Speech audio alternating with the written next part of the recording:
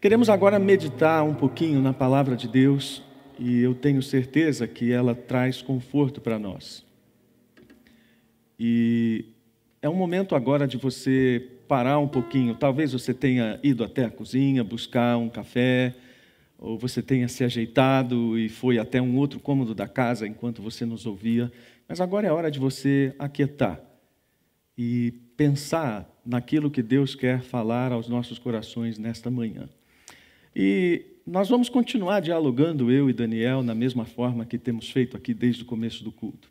E eu quero perguntar para ele, já logo de cara, se ele conhece o dilema do bonde. Não é? Você aí de casa já ouviu falar no dilema do bonde? Se não ouviu, o Daniel vai explicar para a gente o que é o dilema do bonde.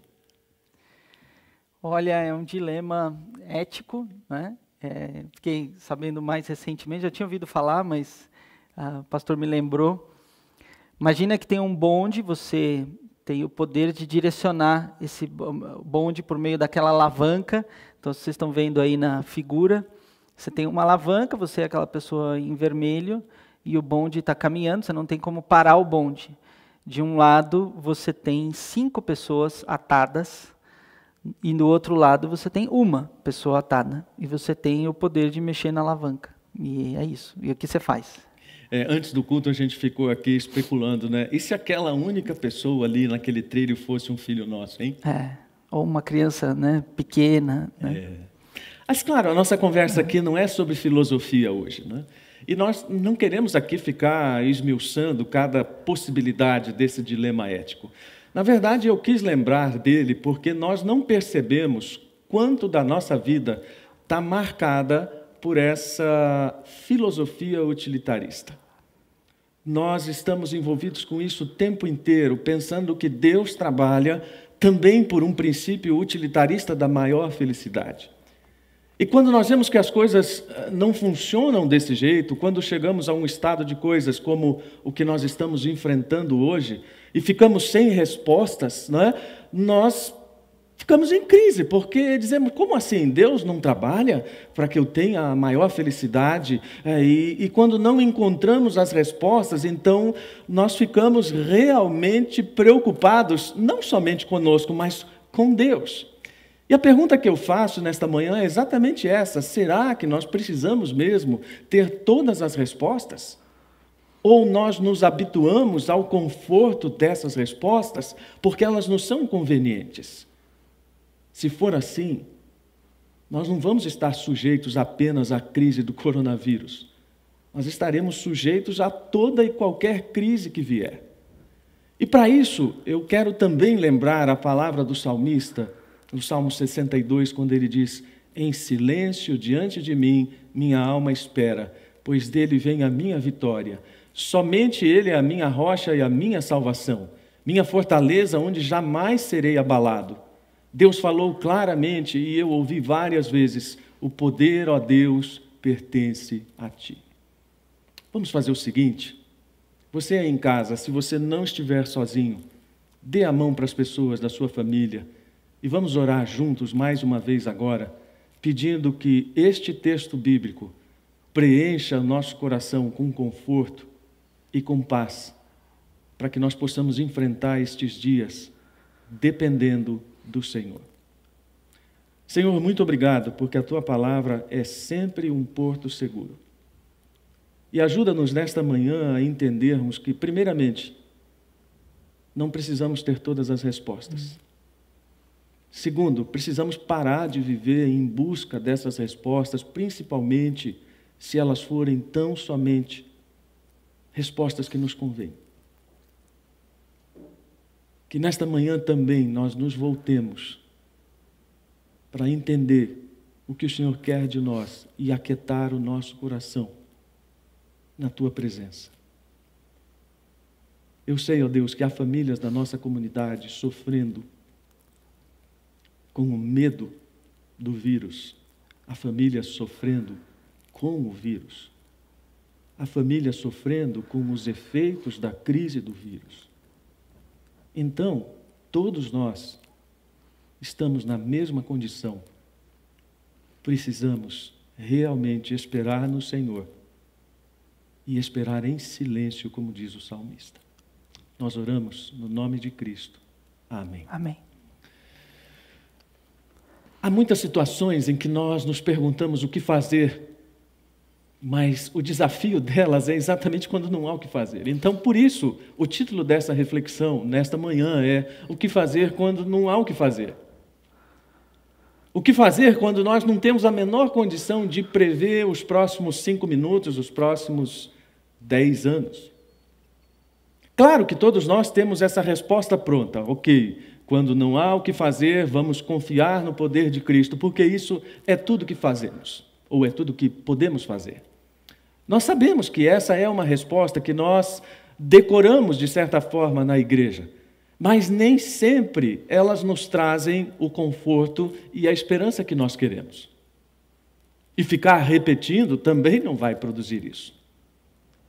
Mas se nós olharmos para a palavra de Deus, nós vamos ver que esperar em silêncio é uma expressão cheia de significado, não apenas na boca do salmista, mas para nós também.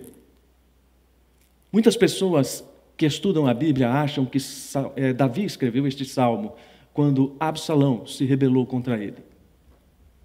E se isso foi verdade, eu posso imaginar como é que ficou a cabeça de Davi naquele momento tão angustiante, que aliás não foi um momento, não é? A gente lê algumas coisas rapidamente na Bíblia e pensa que aquilo aconteceu em um dia, em 2 semanas. Não, aquilo é uma longa espera.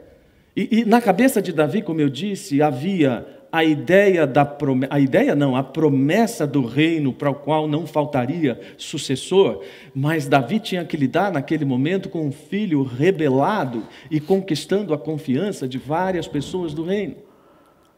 Certamente havia uma angústia no coração dele, perguntando: Senhor, afinal, o Senhor vai me dar o reino ou o Senhor vai deixar que tudo isso vá por água abaixo por causa de um filho rebelde a quem eu amo?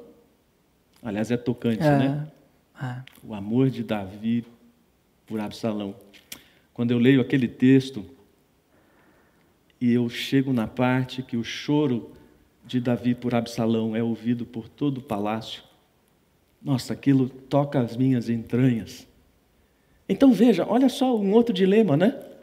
Davi está no meio dessa coisa, um reino prometido e um filho rebelado.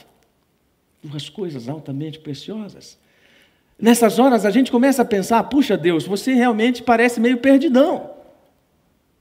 Você parece não saber o que quer, ou você, enfim, você diz que ama a humanidade, mas permite tanta coisa ruim, não é? Pastor Gerson Borges mencionou isso quando pregou, aqui há 2 domingos atrás.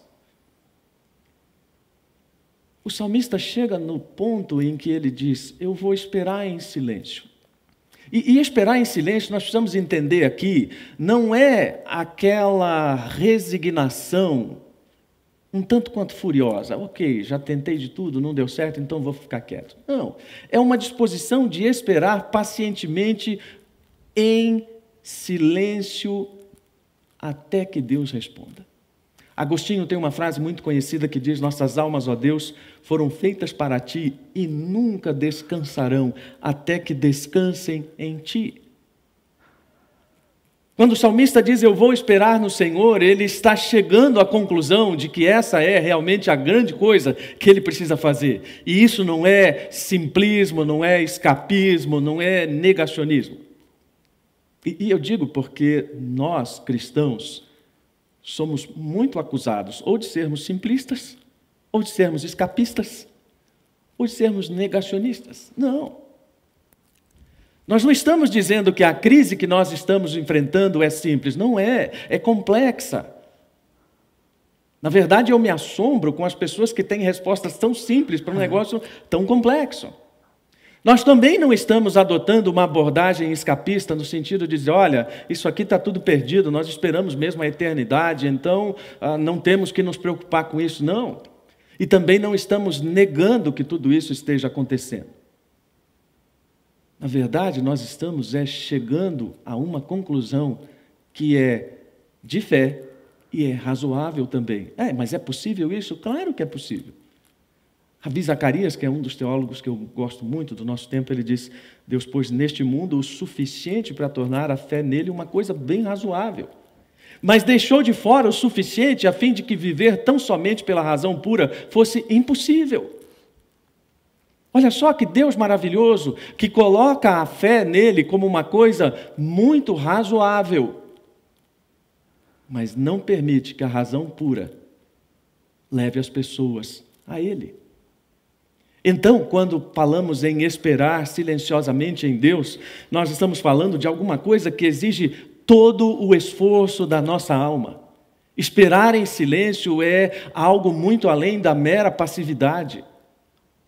Esperar em silêncio é ter toda a energia do nosso ser movimentada para nos manter imóvel. Parece paradoxal isso. A energia que nos mantém imóveis.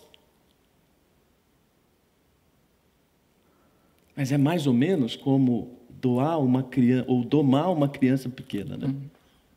Quando uma criança pequena está num acesso de fúria, e um pai ou mãe precisa agarrá-la e aquietá-la, há um esforço muito grande. Então, se nós não entendermos isso como um esforço da alma, nós também não vamos entender o que é silenciar diante de Deus.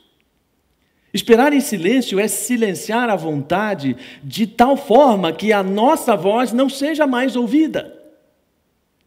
Ou seja, a vontade que nós temos dentro de nós deve ser um eco e não uma voz. O eco de Deus, não a minha voz. Isso faz toda a diferença. Porque nós queremos jogar as coisas para Deus, mas puxar a cordinha de vez em quando para ver se Ele já resolveu. Eu imagino os advogados, né? Quanto trabalho os advogados têm dando satisfações para os seus clientes, né? Que, por vezes, inquietos com alguma causa, estão toda hora ligando: e aí, alguma novidade? Já saiu? O juiz já assinou? E esse tipo de inquietação que é muito característica de todos nós. Muitas pessoas fazem isso com Deus. E enquanto elas não entenderem esse esperar em silêncio, elas não ouvirão Deus falar, porque esperar em silêncio também é criar esse ambiente ideal para ouvir Deus. E aqui eu estou dizendo que isso significa encontrar um espaço adequado para de vez em quando você prestar seu culto a Deus, mas também encontrar um espaço adequado no meio de toda a confusão da vida, para criar um lugar de silêncio dentro de nós, onde Deus possa falar. Quão difícil é hoje isso. Mas como nós dissemos aqui no momento de oração, eu louvo a Deus porque, infelizmente, precisamos dessa situação tão grave para que muitas pessoas descobrissem o valor desse ambiente onde Deus pode ser ouvido. E, aliás, como nós precisamos dele, não é mesmo? Quando nossos corações estão chorando pelas incertezas, nós, na verdade, estamos sendo lembrados de que precisamos parar. E por que não conseguimos parar? Daniel, por que não conseguimos parar? Boa pergunta, né? A gente vive num dia a dia, um ambiente que nos impulsiona, acho, a querer conquistar mais, querer alcançar mais, seja ambiente profissional, ambiente familiar. A gente quer viajar, por exemplo. Eu estava comentando outro dia lá em casa que talvez seja uma das primeiras vezes que a gente está ficando bastante tempo, a família junta aí em casa, porque quando eu saio de férias a gente quer conquistar, quer ir para um outro lugar, quer passear, quer tirar férias e viajar. Então parece que isso está sempre uma bicicleta, que a gente tem que estar sempre pedalando. Se não pedalar, parar de pedalar, a bicicleta cai, né? Às vezes a minha esposa diz para mim assim: dá para você desligar um pouco, não é? Dá para você deixar o celular um pouco de lado. Há muitas explicações para isso, e eu não creio que eu tenha condições de mencionar todas elas. Mas eu diria que nosso senso de realização está muito voltado para aquilo que nós estamos fazendo. E parece que se pararmos, não estaremos realizando suficientemente, não estaremos nos satisfazendo com aquilo. E então isso nos incomoda tanto. E claro que há um contexto de cultura oriental e cultura ocidental que perpassa a compreensão do texto, que também nos é muito estranho. Então nós precisamos pensar que quando Davi estava falando aquilo, ele não estava falando apenas porque ele tinha as condições ideais para esperar em Deus. Pelo contrário, ele estava sendo atacado por vários inimigos, ele estava vendo pessoas leais a eles, ou leais a ele, o traindo. E então chegamos à conclusão que esperar em Deus é lidar com dias difíceis e lidar com contrariedade, com a naturalidade de quem confia em Deus. O apóstolo Paulo disse, olha, agora eu vou lá para Jerusalém e eu não sei o que me espera lá, mas uma coisa eu sei, o Espírito já me disse, eu tenho prisão e sofrimento. Nenhum de nós diria isso com tranquilidade. Mas enquanto não obtemos essa tranquilidade, nós não vamos obter conforto naquilo que a palavra está dizendo. Por exemplo, o próprio apóstolo Paulo diz lá em 1 Coríntios 10, 31, as tentações em sua vida não são diferentes daquelas que outros enfrentaram. Deus é fiel. Eu acho interessante quando muita gente tira esse texto do contexto. E só coloca a parte do Deus é fiel, mas não diz o que vem depois. E Ele não permitirá tentações maiores do que vocês podem suportar. Quando vocês forem tentados, Ele vai mostrar uma saída para que consigam resistir. Em outras palavras, Deus sabe exatamente o que está fazendo. Não perdeu o controle de nada. Na verdade, Ele está nos convidando a todo instante a depender unicamente dEle. Isaías, um dos profetas messiânicos, aliás, o profeta messiânico por excelência, ele diz, minha justiça virá, minha salvação está a caminho, meu braço forte julgará as nações, todas as terras distantes olharão para mim e aguardarão com esperança meu braço poderoso. Puxa, a gente lê um texto desse e pensa, podia acontecer agora já, e assim as coisas se resolveriam, mas calma. Antes disso, Deus está trabalhando para que você desenvolva a sua confiança. Lendo os demais versículos do Salmo 62, nós vemos que o que Davi incentiva não é propriamente que você desenvolva a confiança isoladamente, mas que você tenha uma confiança contínua. Não dá para brincar com Deus, agora eu confio, agora eu não confio. Agora eu sei, todos nós oscilamos, mas olha só, confiança ocasional é infidelidade contínua. Dificilmente nós lembramos disso. A religião espasmódica é só uma variedade de descrença. Ontem eu fui ao shopping, Daniel, e fui ao mercado, na verdade. Opa, porque shopping está fechado. Shopping está fechado, mas eu fui ao mercado que estava no shopping, que está no shopping, e eu tive dificuldade para sair porque na entrada o meu sem parar não foi identificado. Então fiquei 1 hora plantado no carro, aguardando que a cancela fosse liberada. E claro, é uma excelente oportunidade para orar e observar o mundo à minha volta. E uma coisa eu observei, que o segurança que estava lidando comigo tinha um terço na mão. E ele não se separou daquele terço durante toda aquela hora que eu fiquei ali. E aquilo me fez pensar exatamente nisso que eu ia pregar hoje de manhã, quantas pessoas, por causa da crise, estão numa confiança ocasional em alta.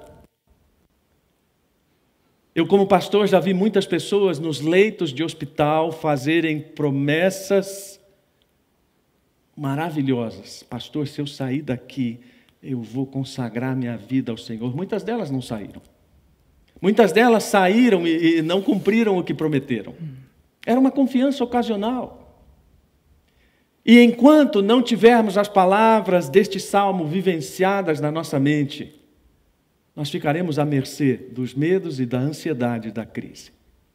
Eu quero terminar minha reflexão, então, dizendo que há 4 grandes conselhos neste salmo e na palavra de Deus como um todo.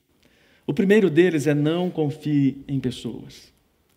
Eu tinha uma pessoa, aliás, eu tinha um membro de igreja que dizia para mim: mas pastor, eu não confio em ninguém. Por quê? Porque a Bíblia diz isso, para eu não confiar em ninguém. Mas peraí, não é esse o sentido da palavra de Deus.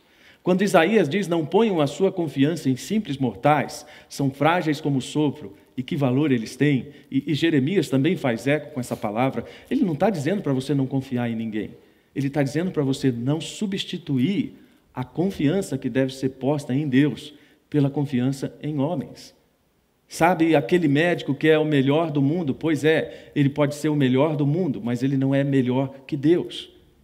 Ele pode ser o mais habilitado para lidar com a sua enfermidade, mas não é ele quem promove a cura. Frequentemente, nós estamos colocando pessoas como muletas nas nossas vidas. E então pensamos assim: olha, se eu tiver esse apuro, eu corro para fulano. Mas se eu tiver aquele ali, ciclano vai me ajudar. E na verdade nós esquecemos que todas essas pessoas são sopros, como diz Isaías. Então, primeira coisa para lembrar: quando não há o que fazer, não confie somente em pessoas, confie em Deus. A segunda coisa é: não seja autossuficiente. Um dos efeitos colaterais dessa crise, que certamente não vão aparecer em nenhuma emissora de televisão, é a destruição de muitos egos e de muitas autossuficiências. Pessoas que acharam que realmente eram capacitadas acima de qualquer adversidade. E como é duro aprender quando a vida se volta contra a gente. Por isso que lá em Provérbios Salomão diz: confie no Senhor de todo o seu coração, não dependa do seu próprio entendimento. Então não sei se é o seu caso, se é o meu caso, o nosso caso, de rever até onde a nossa autossuficiência nos levou. Porque até onde mais alto ela nos levar, maior será o nosso tombo. Terceiro conselho é: não deposite a confiança no que é secundário. E aí entra tudo que você possa imaginar: bens materiais, pessoas, estruturas, empregos. Uma das coisas que eu já me perguntava antes da crise é: será que existe um outro jeito de viver? Aí, agora eu continuo me perguntando. Porque agora foi um vírus, mas, por exemplo, e se houvesse, Daniel, você que gosta desses assuntos também, e se houvesse uma pane, né, gigantesca de satélites, que nós perdêssemos toda a internet? Você já imaginou? Mas, puxa vida, a internet ela é secundária. Nós podemos viver sem internet. Ah, claro, vai ser difícil, vamos ter que reinventar o mundo, vamos ter que reinventar a nossa vida. Mas a internet é secundária. Os nossos bens materiais são secundários. Um desses efeitos colaterais da crise que eu mencionei é que nós estamos precisando nos voltar para nós mesmos. Aliás, não estamos precisando, nós fomos obrigados a voltar para nós mesmos. E nós demos uma trombada com aquilo que é primário. A vida, a saúde, a família. E essa trombada foi tão grande que muitos de nós ainda estamos atordoados no chão, tentando entender o que aconteceu. Na verdade, Deus está dizendo para a gente: se o Senhor não constrói a casa, o trabalho dos construtores é vão. E por último, não busque a Deus apenas nas grandes crises da vida. Faltou um Szinho ali. Essa confiança ocasional, essa fé que fica tão inflada no meio do problema, ela não emociona Deus. Essa é a hora de aprender, sim, que as pequenas coisas precisam ser cultivadas. Um teólogo do século XIX diz que a nossa confiança seja cultivada no berço da humildade da nossa experiência diária, com suas pequenas carências, provações e pesares sempre recorrentes. E então, quando necessário, ela se apresentará para as grandes coisas que lhe forem exigidas. Ou seja, aprenda a confiar em Deus nas pequenas coisas, e quando você precisar, nas grandes, você terá essa confiança. O apóstolo Paulo, e eu termino com essa menção dele, ele diz: olha, nós estamos aguardando ansiosamente a volta do nosso Salvador, o Senhor Jesus Cristo. E sabe o que me toca no final deste texto? É o poder com o qual submeterá todas as coisas a seu domínio. Nós já estamos debaixo desse poder. Nós já estamos participando daquilo que Deus está fazendo para consolidar essa sua obra de redenção da criação, de salvação do mundo, e salvação que foi ofertada a mim, a você. Dá para esperar mais silenciosamente no Senhor? Dá para não ser tão nervoso com Ele? Dá para não ser tão impaciente?